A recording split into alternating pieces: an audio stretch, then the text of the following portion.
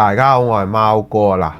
上集都預告咗啦，最後今集就嚟到 Toyota 嘅 BB 啦。今次呢一部車呢，其實係來自於 BM Creation 嘅。今次佢哋嘅作品呢，令到我哋有一個眼前一亮嘅感覺啦。點解呢？今集呢，我哋就會一齊嚟睇下啦。記得喺影片開始之前呢，係 CLS 我啦。豐田嘅 BB 呢，當時其實咧就係一部全新嘅車啦，當時車廠咧就以一個叫做 Small Wagon 嘅口號去打造呢一部迷你型嘅一個旅行車啦。其實當時嚟講咧，豐田用咗為令到個風險降到最低咧，就選用翻 Ritz 嘅底盤以及一啲 Parks 嘢啦去共用啦。冇諗過咧，呢部車一出到嚟嘅時候咧就大受歡迎啦。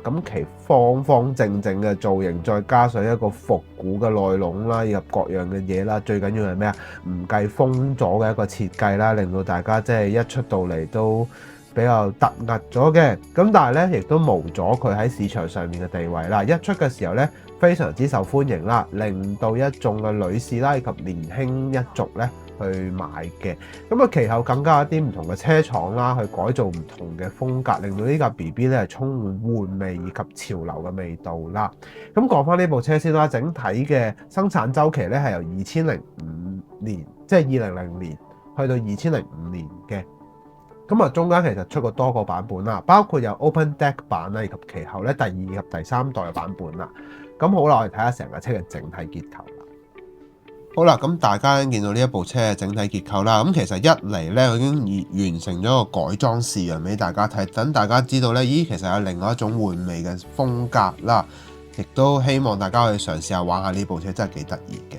其實整體嚟講呢，佢採用咗一個好經典嘅一個款式啦，就沿用翻當年2次大戰嘅 P40 Flying Tiger 嘅配色啦，就係用上咗個佢哋當時嘅呢個 Flying Tiger 嘅呢個 P40 嘅呢架飛機嘅一個軍綠色啦，配上一啲令面嘅一個拉花設計嘅，所以大家唔好以為點解佢係咪偷工減料啊？噴完色再上水貼就唔係咁嘅。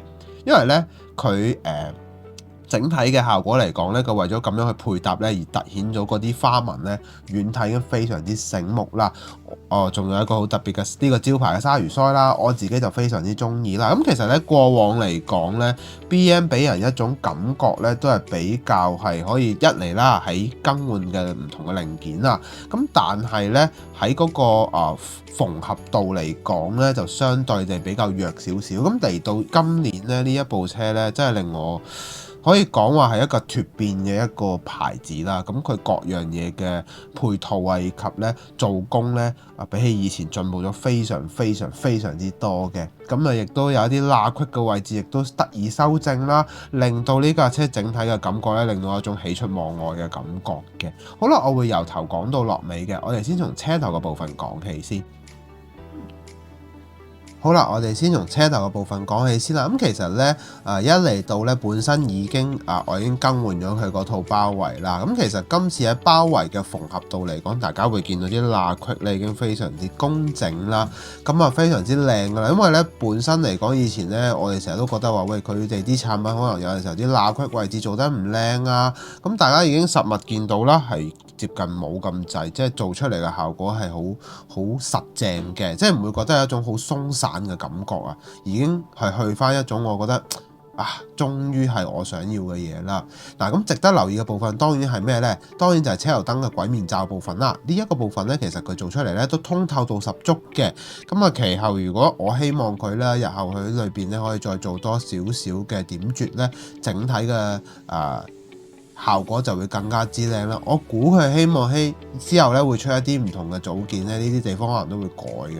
我係希望佢會有啦，希望 BM 會聽到啦，非常之特別嘅。頭泵把嘅部分咧，我自己咁睇啦，基於喺呢一隻色嘅消光澤咧，令到整體嘅線條輪廓咧都比較流暢順滑啦。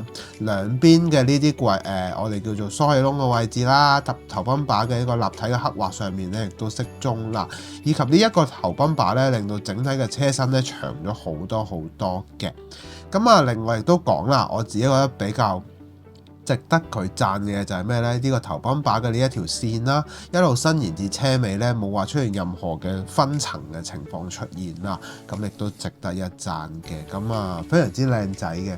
咁啊，我自己喺車鈴方面咧，就換上咗 Watanabe 嘅呢一款特別嘅細鈴啦，令到佢感覺咧更加有戰鬥氣息嘅，以及更加撈低啲啦。大家會問我呢隻鈴係幾大嘅？呢隻係TF Wheels 嘅6.8mm鈴，咁用咗上去之後個質感就會變成咁樣啦。好啦，我哋又睇下車側嘅部分啦。好啦，嚟到車側嘅部分啦，咁其實大家咧會見到呢一種設計咧，其實係而家現今嘅車入面都比較少見嘅一個方方正正唔計任何風阻一個設計啦。其實咧，你喺街度咧一眼就見得到呢架車就係 BB 啦，非常之特別嘅。咁啊，由於佢前後咧都加闊咗嘅原因，再加埋一條咁有特別嘅側裙啦，令到整體嘅設計咧更加之闊同埋更加之靚啦。咁我覺得非常有型嘅。咁我喺上面，因為我配合翻今次嘅造型啦，就用上咗一個燒豬盤嘅設計，加埋個旅行頂啦。咁大家會問我呢嚿嘢係邊度嚟嘅咧？其實呢嚿嘢咧，如果大家屋企咧仲有呢個 Era Car 嘅 Jimmy 咧，你就可以甩出嚟改少少咧，就已經可以完美咁樣套上去，非常之效果唔錯嘅。再加埋呢一個旅行頂啦，成架車嘅換味咧就提升咗好多啦。咁其實我都建議嘅，其實如果BB 即係BM Creation 咧之後，如果再出咧，希望可以出一啲唔同嘅頂架 parts 啊，或者係其他嘅嘢，令到呢一架車可以得以伸延落去啦。咁好啦，我哋又睇下車尾嘅部分。好啦，嚟到車尾嘅部分啦，咁其實咧車尾嗰度咧我就冇去特登打開，你知我呢啲咁嘅手殘人咧好容易整爛嘢咁，所以我就直頭唔搞佢啦，亦都唔開俾大家睇啦。咁但係整體嘅尾泵把嚟講咧，佢喺線條嘅刻畫上面咧係圓潤嘅，咁但係咧係亦都咁講，因為真係佢喺個縫合度上面咧真係有一個去提升嘅，令到整體嘅貼合度係真係靚咗好多好多，係已經係跳咗幾級噶啦。車尾窗嘅尾水撥位置啦，今次亦都有啦。